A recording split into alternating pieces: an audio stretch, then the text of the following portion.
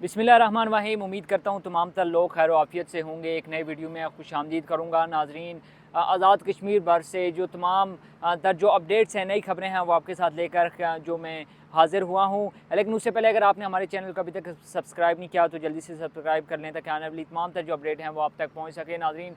गुज़िश्ता रोज़ साबिक़ वज़ीर-ए-आज़म जो वज़ीर-ए-आज़म आज़ाद कश्मीर हैं फैसल मुमताज़ राठौर साहब, उन्होंने एक तकरीब से ख़िताब किया जिसमें उन्होंने ये दावा किया और उन्होंने ये कहा कि जो पीपल्स पार्टी है वो आने वाली जो हुकूमत है वो बनाएगी और कारकर्दगी की बुनियाद पर बनाएगी। उन्होंने जो गुज़िश्ता अपने 6 माह की या जो ये 6 माह का टेन्योर है, इस हवाले से गुफ्तगू करते हुए कहा कि जो गुज़िश्ता हुकूमत थी चौधरी अनवारुल हक की, उसमें जो अवाम और जो हुकूमत और सियासतदान थे उसके दरमियान फासले बढ़ चुके थे, जो कशीदगी है उसमें इजाफा हो गया था। लेकिन जो पीपल्स पार्टी की हुकूमत आई है और उसने जिस तरह से डिलीवर किया है, तो जो पीपल्स पार्टी है वो आने वाले इंतखाबात में जो है वो भारी अक्सरियत से कामयाब होगी और आज़ाद कश्मीर के अंदर अपनी हुकूमत बनाएगी। दूसरी जानिब अगर अवामी एक्शन कमेटी की बात की जाए तो जो हुकूमत की जानिब से एक कमेटी बनाई गई थी जिसका इजलास होना था, जिसमें अवामी एक्शन कमेटी के मेम्बरान भी शामिल थे, जिसमें सरदार उमर नज़ीर कश्मीरी साहब और मुजफ्फराबाद से शौकत नवाज़ मीर साहब भी मौजूद थे। उनने जो है वो इस इजलास में शिरकत करना थी। पहले चूँकि जो है वो प्रेस कॉन्फ्रेंस की गई जिसमें बताया गया अवामी एक्शन कमेटी के मेम्बरान की जानिब से कि पहले जो वक्त है और जगह है उसका जो तयन था वो मुजफ्फराबाद के अंदर किया गया था, लेकिन उसको फिर चेंज करके इस्लामाबाद के अंदर कर दिया गया और इस्लामाबाद में उनको बुला लिया गया। फिर जो अवामी एक्शन कमेटी है उसने ये भी कहा कि ज़ाहिर सी बात है चूँकि NCCIA ने शौकत नवाज़ मीर पर एक मुकदमा दर्ज किया हुआ है तो इस्लामाबाद की या पाकिस्तान की हदूद में दाखिल होते साथ ही उनको गिरफ़्तार कर लिया जाएगा। तो अचानक से इस तरह से जो जगह है उसका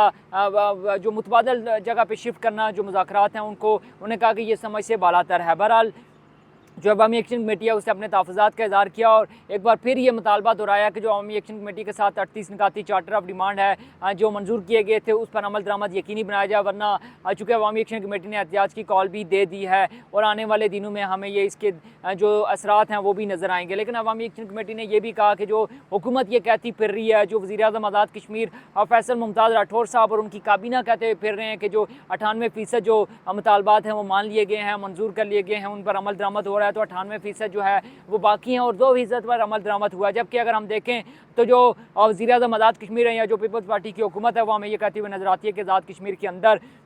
जो अवामी एक्शन कमेटी के साथ मायदा किया गया था उस पर मनवान जो है वो तस्लीम कर लिया गया था और उस पर अमल दरामद को यकीनी बनाया जा रहा है। इस तमाम तर सिचुएशन के अंदर ज़ाहिर सी बात है चूँकि आज़ाद कश्मीर के अंदर इलेक्शन भी आने वाले हैं और इलेक्शन के ज़ाहिर सी बात है सर पर होने की वजह से तमाम तर पार्टियाँ जो है वो तैयारी भी कर रही हैं और एक बड़े ही अहम जो केस है उसकी समाअत भी होने जा रही है, यानी इलेक्शन कमीशन के अंदर जो तहरीक इंसाफ है उसके रजिस्ट्रेशन के हवाले से जो केस है वो भी 4 अप्रैल को होना है। अब ये देखना यह है कि 4 अप्रैल को जब इसकी समाअत होती है तो क्या जो तहरीक इंसाफ है उसको आज़ाद कश्मीर के अंदर बतौर जमात तस्लीम किया जाता है या नहीं किया जाता, और अगर उसको कर लिया जाता है तो शायद ये आज़ाद कश्मीर के इलेक्शन के अंदर जो 3 बड़ी जमातें हैं